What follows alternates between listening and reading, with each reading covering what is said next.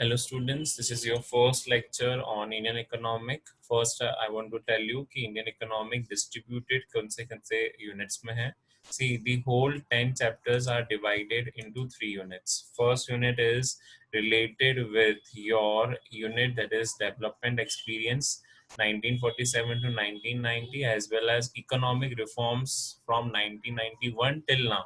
इसमें आपका जीएसटी भी आ जाएगा और डीमोनेटाइजेशन वाले कॉन्सेप्ट भी आ जाएंगे. ओके, सो ये पर्टिकुलर यूनिट के अंदर 3 चैप्टर हैं. बाइफर्केशन समझ लो.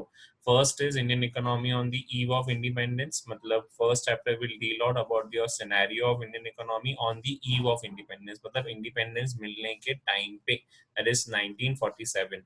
देन 5 ईयर प्लानिंग और कॉमन 5 गोल्स जो थे वो आपके 1950 से स्टार्ट हुए थे. तो your second chapter is confined from 1950 to 1990. Okay, time limit याद रखना.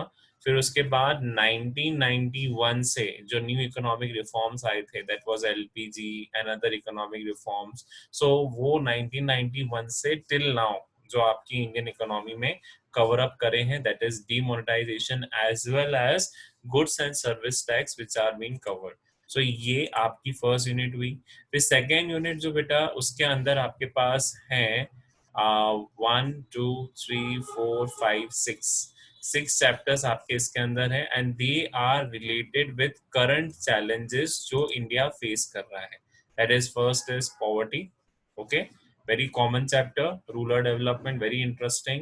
Then sixth is human capital formation, employment, infrastructure and sustainable development.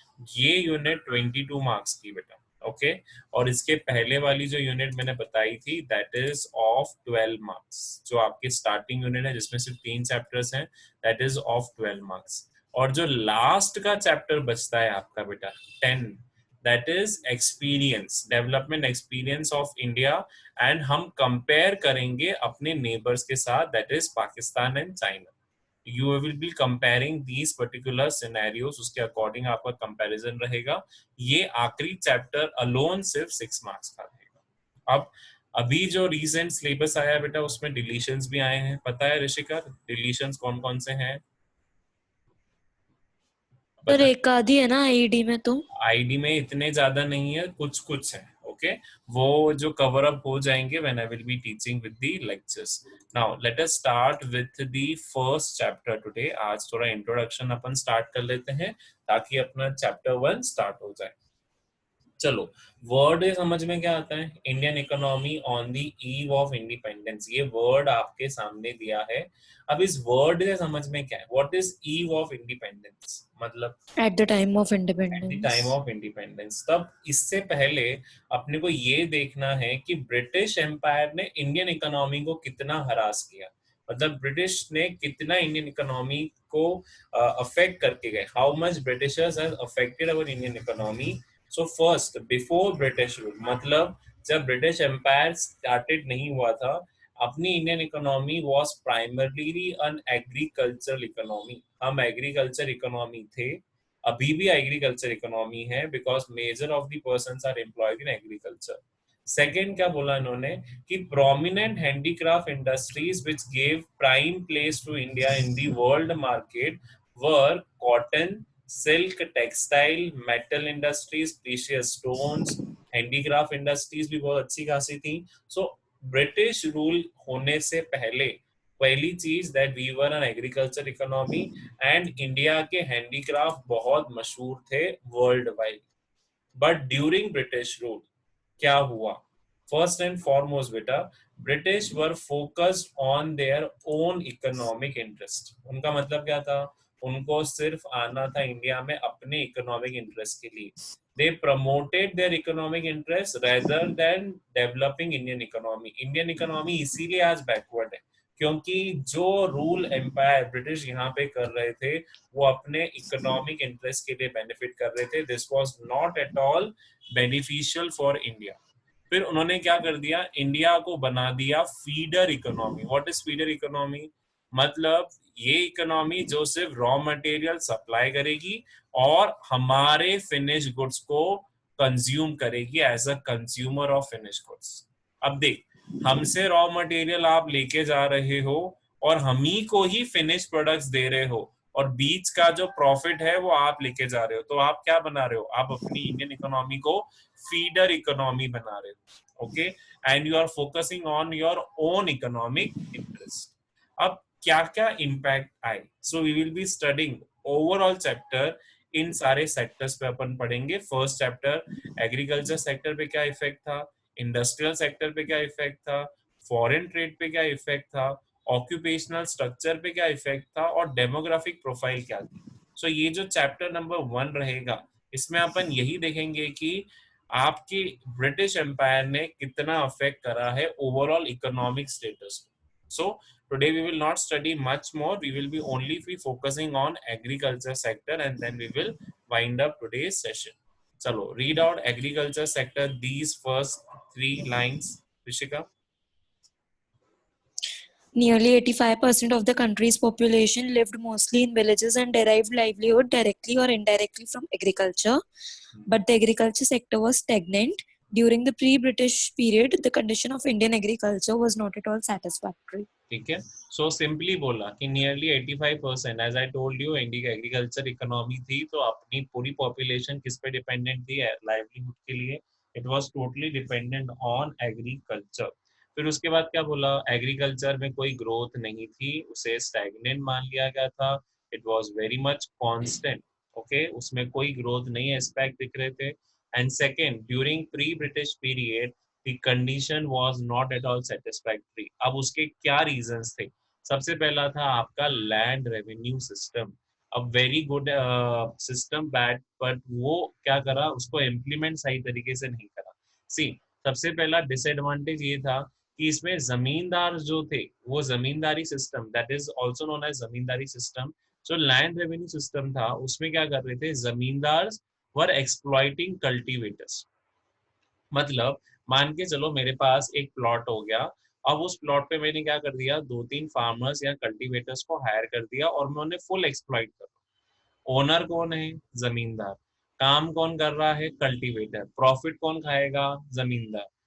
Cultivators के हाथ में क्या आएगा, कुछ भी नहीं, कल्टीवेटर्स के हाथ में सिर्फ आएगी उनकी 1 दिन या 2 दिन की जो भी सैलरी बनती है। सो बाय इम्पोजिंग लगान irrespective of the poor economic condition, zamindari system में एक और बड़ा ड्रॉबैक था कि आपको लगान देना पड़ेगा। तूने अगर वो पिक्चर देखी है, लगान पिक्चर देखी है आमिर खान वाली, नहीं सर, लगान पिक्चर नहीं देखी आमिर खान वाली, नहीं। जरूर देखना, उसमें लैंड रेवेन्यू सिस्टम में बताया गया है कि कैसे जो ब्रिटिश सरकार थी वो रेवेन्यू सिस्टम से, मतलब जमींदार से कैसे लगान वसूलती थी। अब लगान में क्या देना पड़ता था उनको बेटा, उनको देने पड़ते थे फ्रूट फूड ग्रेन्स, जो भी वो ग्रो कर रहे थे उनका पोर्शन उनके पास जाता था। अब भैया ब्रिटिश सरकार आप चला रहे हो, तो आपका लैंड पे कैसे हक आ गया, अब लैंड पे हक आया ही आया, उन्होंने क्या बोला कि जो भी आउटपुट आएगा तुम्हारे लैंड से, उसका कुछ हिस्सा आपको जमा करना पड़ेगा एज अ लगान। लगान मतलब रेवेन्यू, उस टाइम पे उसको बोलते थे एज अ टैक्स। टैक्स का मतलब वहां पे उस टाइम पे होता था लगान, कि आपको यहाँ पे हमको एज अ लगान सबमिट करना पड़ेगा, भले ही आपके यहाँ पे कोई ग्रोथ हुई हो नहीं हुई हो, पर आपको लगान देना पड़ेगा। ओके, जमींदार took the land of farmers when they were not able to deposit the लगान on fixed rates। अब क्या करते थे कि भैया फार्मर्स को भी लगान देना पड़ता था, तो अल्टीमेटली जमींदार क्या करता था, अगर वो लगान नहीं दे पा रहा है तो उनको क्या अपनी जमीन बेच देनी पड़ती है। So profit accruing on the agriculture sector went to zamindars only, और कल्टीवेटर्स के पास पे कुछ भी नहीं रहता। अब इस सिस्टम को बेटा बोलते हैं 3 टायर सिस्टम। क्या बोलते हैं इसे, 3 टायर सिस्टम। क्यों, क्योंकि इसके अंदर 3 पार्टी इन्वॉल्व थी। कौन कौन सी, पहला तो ब्रिटिश खुद, दूसरे थे तुम्हारे जमींदार, और तीसरे थे तुम्हारे कल्टीवेटर्स, जो बहुत एक्सप्लॉइट किए जाते थे बाय जमींदार। सो अब इसमें सिस्टम क्या था कि कल्टीवेटर कल्टीवेट करेगा, और जो भी आएगा वो पूरा पूरा कल्टीवेशन का आउटपुट जमींदार के पास आएगा, बिकॉज जमीन उसकी है, he is the owner. Cultivator का काम है सिर्फ क्या करना, कल्टीवेशन करके अपना काम खत्म करना। फिर जमींदार क्या करता था, अपनी जमीन में से लगान ब्रिटिश सरकार को भेजता था कि जो भी आउटपुट आया उसमें से ये टैक्स एज अ लगान आई एम।